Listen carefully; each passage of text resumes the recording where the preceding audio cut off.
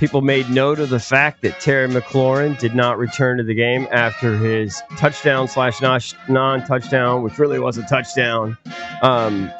He's got some sort of issue with that quad. I guess it's some sort of strain, right? And he is now seeking a second opinion. And most people think that, just common sense, he's probably unlikely to play this week. Now, when you start to look at the receiver group, so thin, pretty thin. I mean, Noah Brown's banged up. Now Terry's banged up. Then throw in. He's not a receiver, but throw in John Bates. As a key blocker in that offense. Right. Jaden is my personal opinion. I think it's also Cakes' opinion. That Jaden is probably going to miss another week. Yes. If I had to guess, just based on that's my best guesstimate. My best guess on some things that I'm hearing and guessing and just putting 2 and 2 together. Now, I think that they'll be able to get away with it against the Falcons, but great opportunity. I mean, huge opportunity for Luke McCaffrey and Jalen Lane, frankly. And for Ben Sinnott. And for all those guys. Sinnott blocked very well in the last game. They're going to have to step up. They absolutely have to. That's why they were drafted in the second or third round. Atlanta's pissed. It might not matter how pissed they are, but they're pissed. So these backups have to you're going to get a good effort from a much better Atlanta, I think. Anytime they circle the wagons like this and they kind of rearrange the coaching staff, there's a renewed effort and focus. I think the players take notes. I mean, they were a lot of times it's grasping. We've seen that here in Washington. Whenever you bring in an interim coach. But I'm guessing you're going to get a better effort. Maybe. May not resulted. I think you're going to get a better effort. Maybe. They were humiliated by the Panthers last week. No team in the league should lose 30-0 to the Carolina Panthers. I don't care how bad you are. To quote a great philosopher, they're the Falcons. I'm picking us. The move from Jack Del Rio to Ron Rivera a couple years ago, it didn't really make an impact. A lot of times these coaching changes don't make an impact. That team's in disarray. I read an article from, I think it was maybe in the Washington Post, about the quarterbacks. Apparently, Kirk and Penix don't really get along. And the one person who was writing the article was speculating that the offensive coordinator is doing everything to avoid getting Kirk Cousins in the mix. Well, if Penix has another stinker or two, he's going to have his hand forced. Yeah. If Penix goes through 4 or 5 games with 1 or 2 touchdowns thrown, at some point, even if you think that he's better than Kirk, you have to shake it up. You can't just have your quarterback going and throwing for 150 yards and what's funny about one touchdown. And I don't know what's true, but what's funny about that is last year you had heard that Cousins was mentoring him, and Penix were getting along. Mm-hmm. Yeah, he was mentoring him. They were hanging out all the time. Yeah, they always start out that way, but then maybe the reality sets in. Maybe. Yeah, but here's starting. Maybe the competition. He and RG3 didn't get along. Maybe Kirk is toxic. Maybe we're all blaming Robert. Maybe it's Kirk. Kirk didn't get along with Robert. Yeah. He's not getting along with Penix or doesn't want to mentor him. Now, I could kind of understand it. He just signs a $30 million a year, whatever deal to be their starting quarterback. And then they go draft one in the first round. Sure, he feels jilted by the team. Yeah, he feels jilted by the team. And maybe it's immaturity on his part, but he's taking it out on the kid. Here it is from Jason La Canfora, Washington Post. To say that relations are strained between Penix and Cousins, the veteran who signed a hefty free agent deal in 2024, only to be usurped by the Falcons drafting Penix, is a gross understatement. Rumblings around the NFL about this being a compromised coupling only resonated more loudly as Sunday's ugly defeat played out. Call it puzzling at best. After Cousins came in cold to complete 5 of 7 passes, Robinson didn't call a passing play for the rest of the afternoon. And then it just goes on and on. It definitely seems like there's a lot of disarray there in Atlanta. Well, that's what happens when you're 1-2 and you don't score in a game. Right. Everyone's pissed off. One executive and no one gets along. One executive with ties to the McVay coaching tree who spoke on the condition of anonymity said, Zach, that's the offensive coordinator, will do whatever he can to avoid letting Cousins play. They can't have a quarterback controversy. Well, then Michael Penix better start finding Drake London, Mooney, Pitts, and throwing touchdowns to those dudes. Thomas C. Or else his time is going to be short. Another executive who also spoke on the condition of anonymity said, I don't think they really get along. Mm-hmm. Listen, I pretty can good see quarterback room. Meanwhile, you see Jaden Daniels hugging Marcus Mariota and genuinely happy for him. He let Sam Hartman hang out. Like, yeah, Jaden loves everybody. These guys love each other. They love each other. Yeah, where's that clip from? That's Zorn. That's Zorny. I don't know what he's talking. I don't know who he's talking really about. But it's perfect for this scenario. These guys love each other. I've always, my instinct as a sarcastic, jaded radio guy is to, and we've talked about this, to kind of mock some of the brotherhood cliches and everything that comes out of it, out of Ashburn. But man, these guys live it. They bought into it. They buy in 100%. They do live it. They love camaraderie, fellowship, friendship. So who knows what's going to happen there? I actually think Penix has some talent. We'll see if he wakes up. The bigger issue is Bijan, though, right, Cakes? He's the guy. It all starts and stops with him. He's been uneven this year in week 1 against Tampa. 12 carries for 24 yards, just 2 yards per carry. He did have a receiving touchdown where he caught 7 balls for 100 yards. Against Minnesota, that's where he kind of went off.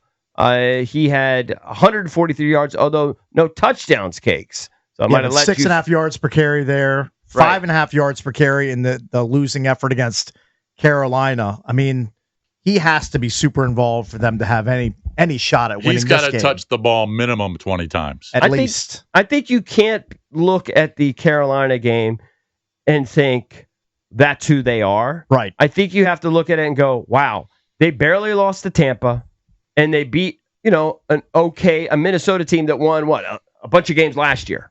Well, it was on the road, too. So road games are never easy. Their defense really made it tough on J.J. McCarthy in week 2. Yeah. Their defense showed up, and they didn't show up against Carolina. Getting back to Bijan, he's had 18 touches, 25 touches, 18 touches in his first 3 games. He needs to be close to that 25 for them to have a shot. I think Atlanta wants him to have that Minnesota-type line. And Drake London needs to be targeted multiple, double digits. Absolutely. At least 10 to 12 times. Mm-hmm. I think if you look at carries and receptions, touches, 61 over the 3 games. What is that? That's about 20 a game. Yeah. He's averaging 20 touches That should be a game. right around his minimum. So they're going to feature him. You got to solve them. Now, are you a little bit concerned? I thought the defensive line showed out. I thought Payne was amazing last week, one of his better games here in recent years. But even though Genty didn't go off, he did have his best of his 3 games against Washington. He was averaged less than 4 yards per carry, though. Right, but he was averaging 2. He got almost doubled it, maybe 3.7 or something. He had some nice runs. Is that a chink in the armor, or is that just Genty's going to get his? Yeah, at some point, Genty's going to have a few positive runs. Right. This is a bigger challenge. For the most part, it was just an empty game. For the most part, I agree it was. I mean, but it was his best of the 3. Yeah. Came against us. Somehow in the nothing about Vegas impressed me. Even though Carolina besides Trey Tucker, blew out the Falcons 30-0, Penix wasn't sacked in that game, which is kind of weird. You would figure he was sacked a few times, was hurried, was rushed, though he was sacked 3 times in the Minnesota game. So hopefully Commanders are able to get after Penix in this game, force some turnovers, hurry him up a little bit.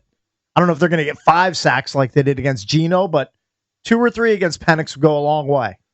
So when you look at let's just look at them for the season. Let me go back and see if I can find it. Is Dorrance Armstrong their highest rated? No, he's up there. Okay, Cakes. So this is based on 3 games. Let's do offense and defense. Give me your best guess at PFF's highest rated, and let's go with guys that are playing a minimum like half the time. So let's not just throw in some guy like Antonio Hamilton and has 5 snaps. Are you talking about defensive line? Let's go defense overall.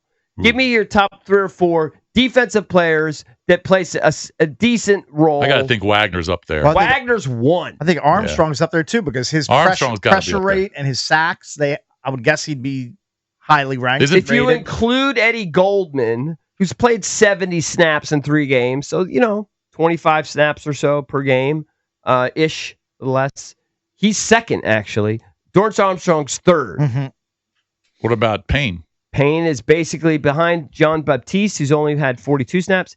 He is basically essentially fourth for like guys that play a lot. Is Amos up there? And then Amos is kind of the next guy. Yeah. So they got some guys that are up in the top 20. All right, let's go offensively. Guess, don't cheat. Offensively, let's just throw out Mariota because he only played one game. Mm-hmm. Give me your highest rated guys according to PFF. Offensive lineman count? Offensively, yeah, absolutely. That's I'm going to go tough. Tunsil.